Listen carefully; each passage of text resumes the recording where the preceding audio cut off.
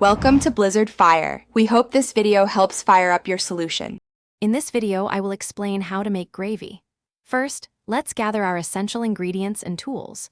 You'll need about 2 tablespoons of pan drippings or fat, 2 tablespoons of all-purpose flour, and 2 cups of your preferred broth or stock. Don't forget salt and black pepper for seasoning. Make sure you have a good whisk and a sturdy saucepan ready to go. Having everything prepped makes the process smooth and enjoyable.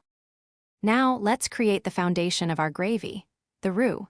Heat 2 tablespoons of pan drippings or fat in your saucepan over medium heat. Once warm, whisk in 2 tablespoons of all-purpose flour. Keep whisking continuously for about 1 to 2 minutes. This cooks out the raw flour taste and allows the roux to develop a beautiful, light golden brown color, which is crucial for flavor. Next, we'll transform our roux into smooth, delicious gravy.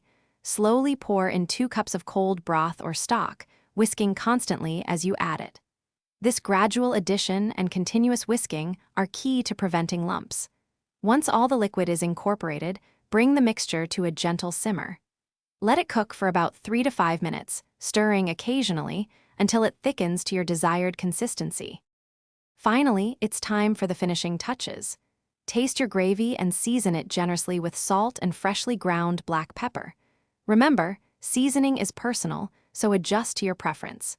If you like, stir in about 1 tablespoon of fresh chopped herbs like thyme or sage for an extra layer of flavor. Your homemade gravy is now ready to be served immediately, adding a wonderful richness to any meal. Thanks for watching. If you found this helpful, don't forget to like and subscribe.